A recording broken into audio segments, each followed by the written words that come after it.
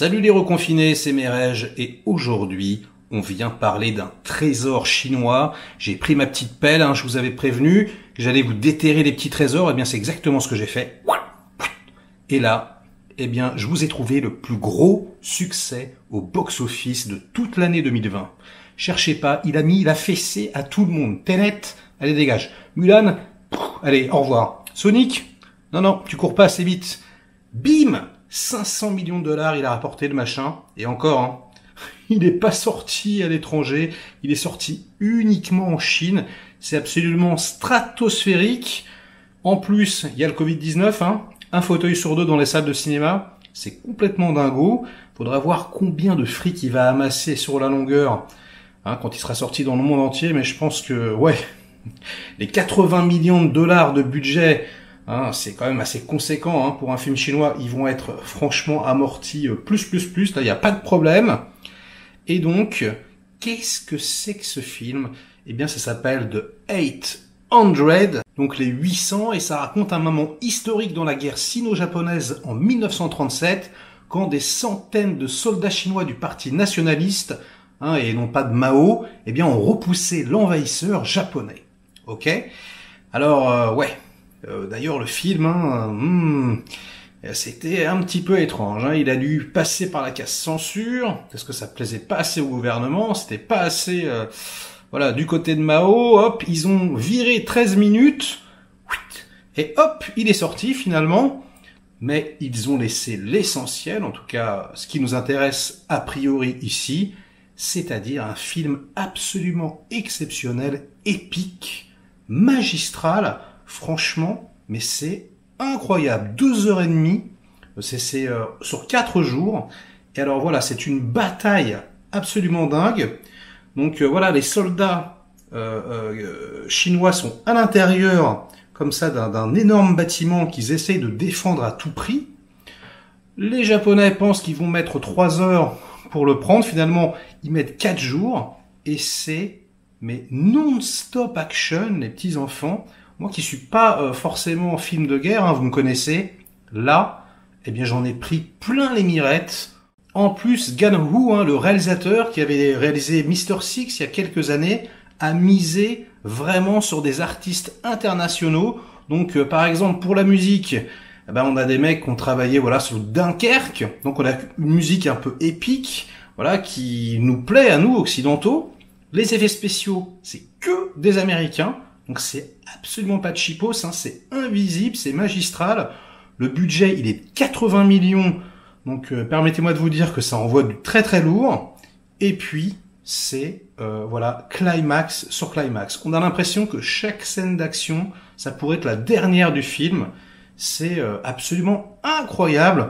Donc à un moment donné, par exemple, t'as une scène sur un pont, comme ça, un gunfight sur un pont où ils essayent de traverser.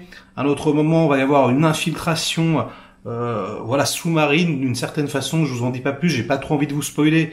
Mais bon, ils arrivent à rentrer dans le bâtiment, les Japonais, par un tunnel, avec de la flotte, etc. Donc le couteau entre les dents, genre la nuit, sans bruit, etc. Ensuite, des attaques frontales, carrément, où ils essaient de rentrer par les fenêtres. Et là, on passe en mode kamikaze avec des Chinois qui se jettent, etc., qui font exploser tout et tout. C'est incroyable. Les murs sont transpercés, les gunfights, des plans séquences de malades avec, des décapitations et des mecs qui se prennent des balles en un seul plan. Enfin, c'est complètement hallucinant. En plus, la photographie, elle est magnifico. Franchement, j'étais sur le cul. J'ai eu la chance de le voir en 4K sur un écran géant. Autant vous dire que franchement j'en ai pris vraiment plein les yeux. C'est pareil, le design sonore de l'ensemble est complètement incroyable. Les comédiens, ils sont investis mais comme jamais, vraiment, on est à fond avec eux. En plus, le film est extrêmement original puisque l'entrepôt en question, il est situé en fait en face du quartier des concessions étrangères. Donc en gros, les Japonais, ils ont bombardé partout Shanghai et chaotique. Il n'y a plus rien qui tient debout, sauf ce quartier où il y a un petit peu tout le monde, les Anglais, les Français, etc. Et donc en gros, il y a d'un côté l'enfer et de l'autre côté le paradis. et ils sont enfermés comme ça dans une sorte de prison à ciel ouvert. Il y a on s'attarde par exemple sur des déserteurs donc qui sont là et qui ont été réquisitionnés. En gros, ils peuvent pas traverser. Si jamais ils traversent, ils se font dégommer, etc. Et devant eux, ils ont des lumières. Voilà, le Shanghai magnifique avec casino, etc., etc. Et du coup, il y a des très très beaux moments de cinématographie comme ça où la caméra passe d'un endroit à l'autre. Donc c'est vraiment extrêmement duel, hein, vraiment. On a d'un côté le peuple avec tout ce qui luit, tout ce qui est brillant, etc. Et puis de l'autre côté, ces soldats qui sont enfermés. C'est l'horreur, c'est ignoble, c'est le chaos, c'est l'enfer. Bref, c'est vraiment excellent, très très très original. Et donc la défense de l'entrepôt apporte une aide morale à l'armée et au peuple chinois qui fait face à la dureté de l'invasion japonaise. Et donc on a un Zeppelin comme ça qui est au-dessus de la ville avec dedans des journalistes qui filment d'en haut. Voilà, hein, des Américains, des Français, on entend un tout petit peu parler français, des Anglais, et donc ça galvanise le peuple chinois, etc., etc. Donc on est dans un film complètement nationaliste, hein. On est dans un film où les Japonais sont très méchants, les Chinois sont très gentils. En même temps, on pourrait faire un film en France avec les très très méchants nazis. Moi, ça m'a pas dérangé, mais effectivement, c'est un film nationaliste. Il y a pas de problème là-dessus.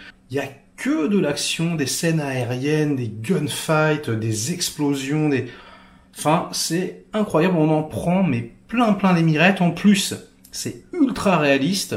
Par exemple, je vous donne un exemple. À la fin, il neige. Et très souvent, la neige, c'est pourri au cinéma, ça se voit, quoi. Et là, je crois que c'est la meilleure fausse neige que j'ai jamais vue. D'ailleurs, je me suis même dit, mais attends, ils ont attendu l'hiver pour tourner parce qu'on voit la buée. Et ça n'a pas du tout l'air d'être de la buée rajoutée en synthèse à la Titanic. Hein. Non, je sais pas comment ils ont fait, mais en tout cas, c'est vraiment ultra bien fait. On est vraiment pris dedans, on croit à tout, alors qu'en plus, il y a énormément de persos.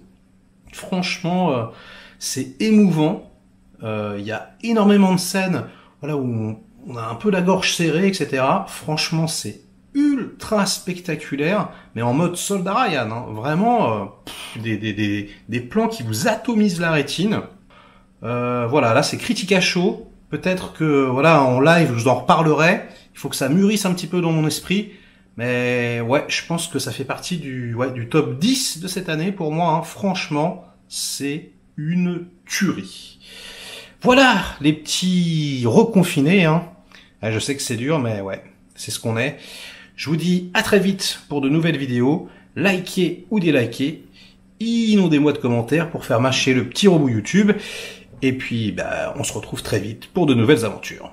Ciao!